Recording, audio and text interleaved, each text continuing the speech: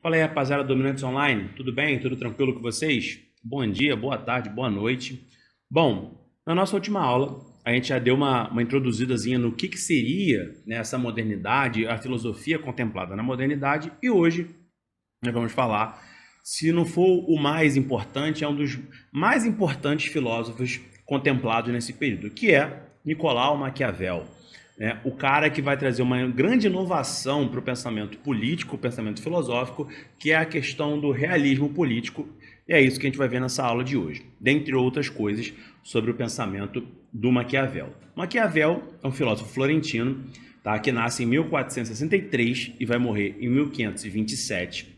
Tá? E o Maquiavel ele é conhecido por muitos aspectos, mas dentre um dos mais conhecidos é a questão do realismo político, especialmente a questão de descolar uma moral religiosa da moral política, da moral prática, da praxis. E isso a gente pode perceber nessa frase do Maquiavel aqui, ó. Chegamos assim à questão de saber se é melhor ser amado do que temido. A resposta é que seria desejável ser ao mesmo tempo amado e temido, mas que, como tal combinação é difícil, é muito mais seguro ser temido se for preciso optar. Essa é uma citação que está na obra O Príncipe, a obra mais conhecida do Maquiavel, na qual ele estabelece o que seria o chamado Manual do Bom Governante, na qual ele fala sobre a questão de ter o amor da sua população, ao mesmo tempo que era necessário também ser temido por essa mesma população. Tá? E isso é um dos grandes aspectos da filosofia em Maquiavel, a questão do trato com a sua população, e especialmente na questão do descolamento da moral política da moral religiosa. Essa é uma questão central para a gente entender o que Maquiavel explicitava nos seus pensamentos. Tá? Agora a gente vai dar uma olhadinha aqui no qual o contexto que vai levar o Maquiavel a chegar a essa conclusão. Tá, aqui está uma foto do Maquiavel, que inclusive é a capa da obra O Príncipe. Tá? No contexto histórico na qual Maquiavel está inserido, tem-se a formação dos Estados Nacionais, ou seja, os gênios da França, os gênios da Inglaterra, de Portugal, as Espanhas, esses estados estão se formando. Porém, uma das regiões, se não for a mais, uma das mais ricas da Europa, era justamente a Península Itálica, que era um centro de rotas comerciais que vinham do Levante, que vinham do Oriente Médio, que vinham no Sudeste da Ásia, em direção à Europa. E isso, inclusive, vai fazer com que as cidades italianas, Gênova, Veneza, Florença, Pisa, entre outras, enriqueçam bastante. Porém, tá, vocês repararam que eu falei cidades italianas, eu não falei Itália, porque esse organismo político, a Itália unificada, só vai surgir ali já no final, meados do século XIX. Ou seja, a Itália, por mais que tivesse riqueza financeira, riqueza monetária, ela não vai ter o poder político, até porque ela não foi unificada, então ela vai ser uma região extremamente fragmentada. Então,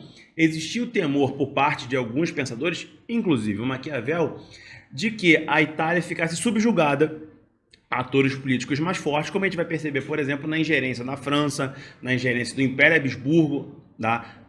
Nas cidades italianas e na região da Península Itálica em vários períodos da história. Então a gente tem a formação do Estado Nacional que não chega à Península Itálica, tá? Contrariando justamente toda essa riqueza cultural e a riqueza financeira que existia na Península Itálica, o berço do Renascimento Europeu, tá?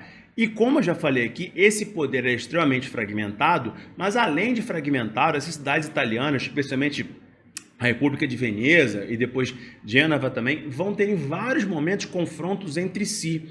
Então esses confrontos também vão enfraquecer cada vez mais esses atores políticos que por algum momento vão ter uma expressão além da Península Itálica. A República de Veneza, ela vai ter uma série de colônias em outros lugares, na Dalmácia, em algumas regiões dos Balcãs, o mesmo a gente pode falar também sobre Gênova, mas nunca vai existir um grande organismo político italiano ou originário da Península Itálica. Talvez o grande ator político seja o Papa, né? Porque essas cidades elas vão ora estar lutando entre si, ora estar lutando com algum elemento externo, então não vai haver uma união política, o que vai ser extremamente danoso pensando a partir de uma perspectiva de alguém que estivesse interessado, né, em um poder político a partir da Península Italiana. Bom, falando agora mais especificamente sobre o Maquiavel considerava esse aspecto de que era necessário uma Itália forte, ou pelo menos uma Península Itálica unificada para fazer frente a esses atores políticos, a esses estados nacionais que estavam se formando no restante da Europa, e ele pensava a partir de uma perspectiva florentina. Inclusive, ele, no período em que a República de Florença vai estar governada sobre um cara chamado Soderini, o Maquiavel, tá, que era de uma família próxima à família do Soderini, vai ocupar o cargo da segunda chancelaria. Vai ocupar esse cargo por 14 anos. E a segunda chancelaria era mais ou menos o que a gente entende hoje como ministro de Relações Exteriores, um chanceler. Era alguém que era responsável por negociar com outros organismos políticos, com outros atores políticos de outras partes da Europa. E é justamente nesse período que Maquiavel tem contato com outros líderes, na qual ele vai cada vez mais absorvendo a questão da perspicácia política, da chamada política dos grandes homens, tá? A partir disso, o Maquiavel ele vai começar a formular a ideia do chamado Manual do Bom Governante. Lembrando sempre que essa ideia, tá, ela é uma ideia mais moderna, não é exatamente um termo que o Maquiavel utiliza, mas eu sempre gosto de utilizar essa expressão para facilitar os nossos estudos. Então, o que seria esse Manual do Bom Governante? Ele é sintetizado pela ideia da política dos grandes homens, porque o Maquiavel não somente tem contato com reis, primeiros ministros, duques, importantes, por toda a Europa, tá? Por toda a região do Mediterrâneo, como também ele estuda especialmente grandes líderes da República Romana ou do Império Romano do passado. Então, a partir disso, ele começa a formular na cabeça dele essa ideia de os grandes homens, sempre de você ter a perspicácia necessária na política. Tá? E quando o Lourenço de Médici, lembrando sempre que a família Médici era a principal família de Florença, uma família que ficou afastada por algum tempo do poder em Florença. Quando Lourenço de Médici, o neto do grande Lourenço de Médici, retoma o poder em Florença, ele afasta todas as pessoas ligadas à República de Soderini. Então Maquiavel também é afastado nesse momento, então ele percebe que ali a única maneira dele se reaproximar do poder era justamente criando uma cartilha política, um manual político e tendo ali, usufruindo do poder, do prestígio que a família Médici tinha. A partir disso, o Lourenço de Médici e a família Médici, com seu prestígio, com seu poder financeiro, unificar toda a Península Itálica, criando ali um grande organismo político. Então é mais ou menos essa perspectiva que ele vai levar o Maquiavel a criar a obra O Príncipe. Então, Lourenço de Médici seria essa peça fundamental na unificação política da Península Itálica, tá? E sempre levando em consideração que esses relatos dos grandes reis, dos grandes líderes, dos grandes senadores, dos grandes generais, são desde a Roma Antiga. Então, entre aspas, existia todo um arcabouço, toda ali uma perspectiva de que já houve na Península Itálica grandes líderes políticos. Então não seria nenhuma novidade. Seria basicamente uma ideia de uma retomada do prestígio, tá, que essa região já teve em relação a outras regiões da Europa. Então tudo isso vai levar àquela concepção que eu falei lá no início do nosso vídeo, da ideia do realismo político, ou seja, não era uma política formulada por achismos, não era uma política formulada por perspectivas idealizadas, não era uma política formulada a partir de uma ideia de uma moral cristã, era a política na realidade. O realismo político, aquilo que, por exemplo, a gente vai ver lá no século XIX, Bismarck falando de uma realpolitik. Tá? Então a grande contribuição de Maquiavel para o pensamento político é justamente essa ideia de a política como ela é, sem achismos, sem coisas muito mirabolantes, simplesmente uma política mais prática, uma política baseada na praxis, no dia a dia, no cotidiano.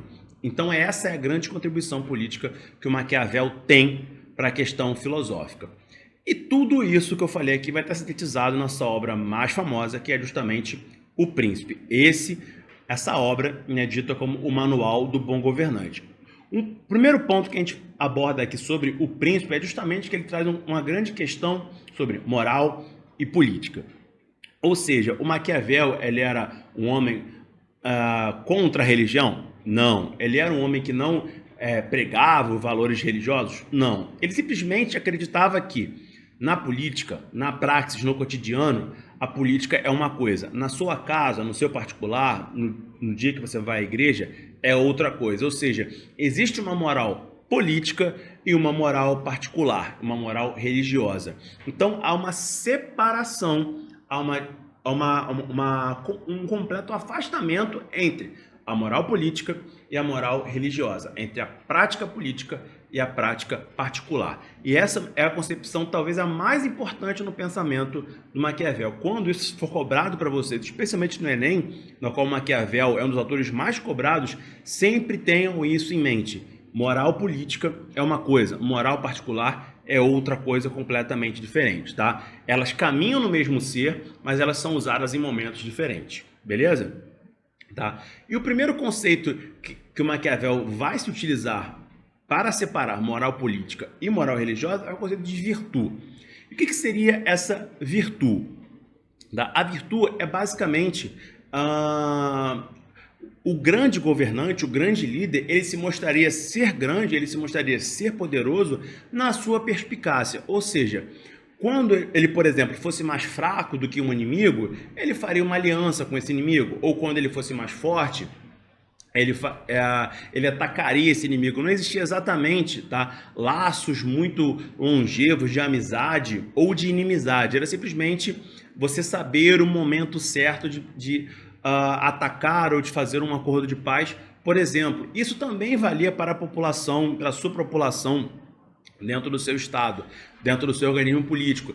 Lembra aquela frase que nós falamos ainda agora? A questão sobre o ser amado e ser temido? Era um grande equilíbrio, né? Você deveria saber ser amado, mas também não deveria esquecer da questão do medo. Então era um equilíbrio muito importante que você deveria ter, tá? Entre medo e amor, entre amizade e inimizade. Então, esse conceito de virtude, ele vale tanto para a política interna quanto para a política externa. E caso você fosse bem sucedido na sua prática política, você teria a fortuna. Sempre importante lembrar que fortuna, quando Maquiavel estabelece esse conceito, ele não fala de fortuna de dinheiro, de riquezas, e sim ele remete à deusa romana Fortuna, que nada mais é do que ali numa alusão seria mais ou menos sorte. Então você teria a virtude, ou seja, a perspicácia de perceber aquele momento político, e caso você fosse bem sucedido, você teria a sua fortuna. Então esses dois conceitos eles caminham juntos: virtude, a perspicácia, e fortuna, a sua sorte, o seu sucesso na sua atividade. E tudo isso, tá, vai inaugurar, digamos assim, o pensamento a partir da política como uma ciência. Não é exatamente Maquiavel o primeiro cientista político, digamos assim, mas a partir de uma perspectiva de Maquiavel, tá, é que as ciências políticas começam a se desenvolver e as ciências políticas começam a caminhar. A política passa a ser entendida de outros meios, tá? Então, de novo, repetindo, não é Maquiavel que inaugura a política como ciência, mas é a partir de Maquiavel, isso é importante vocês saberem, que é a partir de Maquiavel que a política passa a ter um estudo, digamos assim, mais entendido a partir de uma prática real. Obviamente que Aristóteles falava sobre política, Platão fala sobre política, sim, mas é uma perspectiva bastante diferente do que Maquiavel entende. Então, a ciência política moderna nasce com a perspectiva de Maquiavel. Mas, apesar disso, apesar do Maquiavel desenvolver todo esse pensamento na qual ele fala da questão da virtude, da fortuna, da moral política, separada de uma moral individual, ou seja, ele é, entre aspas, um defensor, né, de um grande líder político, por isso que o Maquiavel está inserido, né, nesse contexto aí dos chamados filósofos do absolutismo. O Maquiavel em si ele não era exatamente um defensor do absolutismo, tá? Apesar disso ser muito cobrado no Enem, o Maquiavel ele é sempre não, mas muitas vezes mostrado em contraposição a outros autores como John Locke, que já defendia uma outra perspectiva política. O Maquiavel ele não é exatamente um defensor total e completo do absolutismo.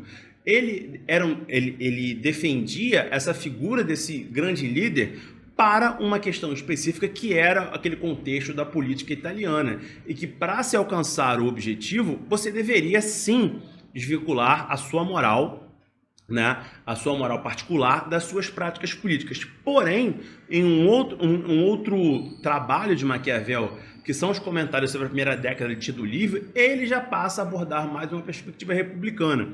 E esse aqui é um outro aspecto que vocês têm que prestar muita atenção. Maquiavel não é um defensor total e completo somente do absolutismo. Não.